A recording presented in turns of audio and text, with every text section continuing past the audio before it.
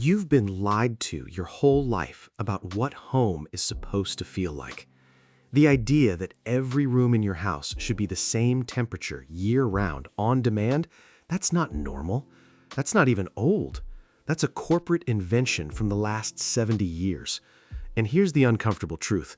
The generations that came before us, tougher, smarter, and more community-driven than we are today, heated their homes in ways that modern science now says were actually better for your lungs, your sleep, and your immune system.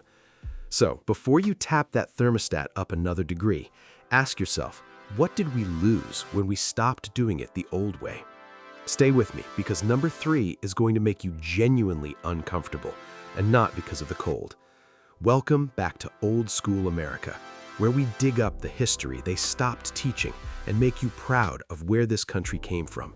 If you're new here, hit that subscribe button. We drop new history every week, and trust me, you don't want to miss what's coming.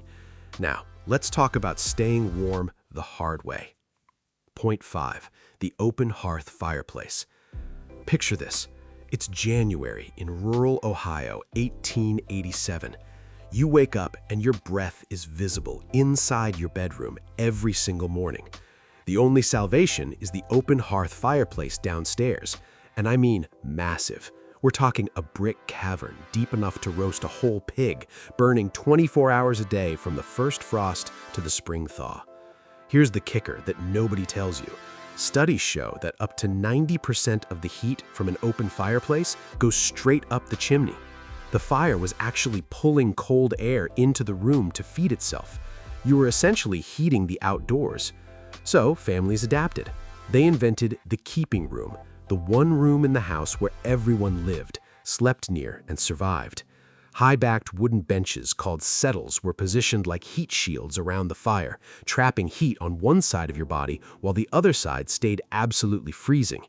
Your front was roasting, your back was in January. And here's the psychology of it. They didn't call it suffering, they called it family time. Point 4, bed warmers and soapstones. It's January in 1850s America. Your bedroom has no heat source, none. It is, depending on your location, between 20 and 40 degrees inside your room. The sheets feel like they've been stored in a meat locker. What do? You grab your bed warmer, a long-handled brass or copper pan filled with live coals scooped straight from the fireplace. You slide it between your sheets and drag it back and forth like you're ironing the bed, careful not to scorch the linen. Then you climb in fast and curl into a ball. Or, if you were smarter, you used a soapstone, a dense slab of natural stone heated on the stove, wrapped in flannel, and placed at your feet.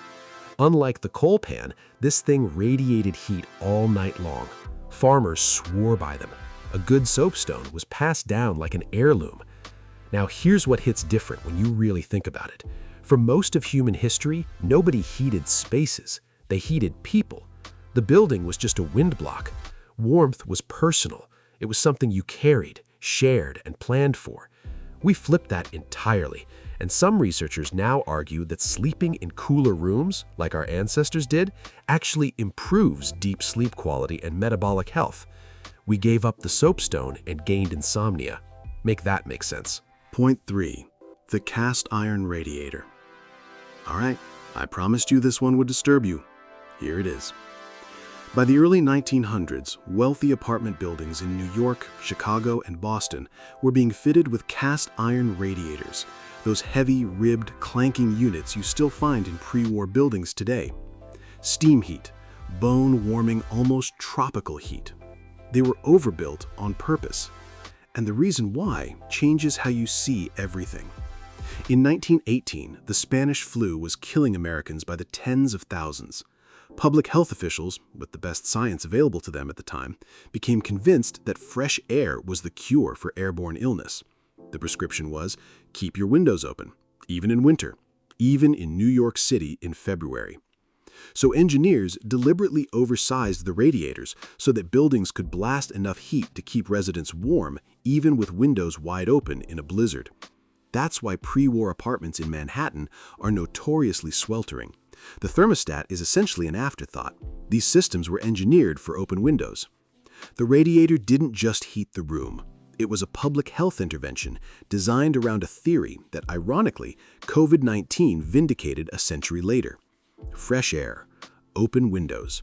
It turns out the 1918 doctors weren't wrong. They just didn't have the radiators to match. Beat. We thought we were smarter than them. We sealed everything tight. We recirculated the air. And then a respiratory pandemic arrived, and we scrambled to open our windows again. History is patient. Point 2. The Potbelly stove. You've seen it in old Western films. That squat, barrel-shaped cast iron stove with the glowing belly sitting in the corner of the general store. That's not set dressing. That's the social infrastructure of 19th century small-town America. The Potbelly stove showed up everywhere. Homes, one-room schoolhouses, train depots, barbershops. Its rounded middle slowed the airflow, forcing the heat to radiate outward instead of shooting straight up and out. Smart design. Simple physics. But here's what most people miss. The Potbelly stove didn't just heat buildings. It created community. In small towns across the Midwest and South, men gathered around the glowing stove at the general store every evening, not because they had nothing else to do, but because that was the warm place. You'd play checkers, argue politics, swap gossip, debate the price of corn. The stove was the original town square. Here's the catch, though. If you were more than 10 feet away, you were still wearing your coat. The Potbelly created a distinct zone of comfort, a literal heat radius, and your social status in the room was defined by how close you could get to it. Sound familiar? Next time you're at a party and everyone's crowded around the kitchen, you're doing a Potbelly stove dynamic. We never stopped. Point 1. The oil furnace and the coal octopus. And yes, that's actually what they called it. Sitting in the basement of millions of American homes from the 1880s through the 1940s was a massive, gravity-fed coal furnace with huge sheet metal arms reaching up through the floor into every room above it. It looked exactly like a cast-iron octopus. The ducts weren't powered by fans. The heat rose naturally, drifting up through large floor registers called floor grates. And those grates? They defined childhood in mid-century America. In freezing winter mornings, every kid in the house raced to stand on the hot metal grate in the hallway, letting warm air billow up through their pajamas. The dog slept on it. Wet snow boots dried on it. It was the most valuable square foot in the house. But here's the dark side nobody talks about. Those grates were acoustically transparent. Sound traveled through them just as easily as heat, which meant children lying in their upstairs bedrooms could hear everything their parents discussed in the living room below. Every argument, every money worry, every whispered secret. Entire childhoods were shaped by what kids heard through those grates. Then came the oil furnace, and America changed overnight. No more hauling coal, no more clinkers, no more coal chute rattling in the basement. You set the thermostat, the burner fired with a deep whoosh, and that faint smell of No. 2 heating oil drifted up from the basement, the official scent of a warm house in 1960s America.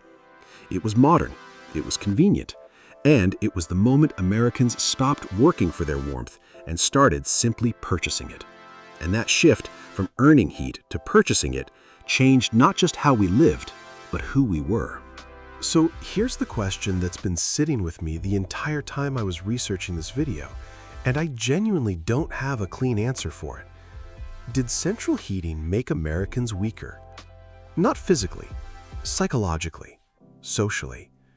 When warmth was something you shared, crowded around the same fire, fighting for the same floor grate, pressed together in the same keeping room, community wasn't a choice. It was the price of survival. The moment every room in your house became equally comfortable, you could disappear behind a closed door and never need anybody. Some researchers argue that's exactly when the loneliness epidemic quietly began. You got your own room, your own temperature, your own silence. Was that freedom, or was that the beginning of something we're still paying for today? I'll let you decide. But before you go, I want to hear your story. Whether it's a wood stove in a farmhouse, a coal fire in a British terrace, a kerosene heater in a trailer, or a grandmother who swore by something nobody else has ever heard of, drop it in the comments. The methods that didn't make this video might be more interesting than the ones that did.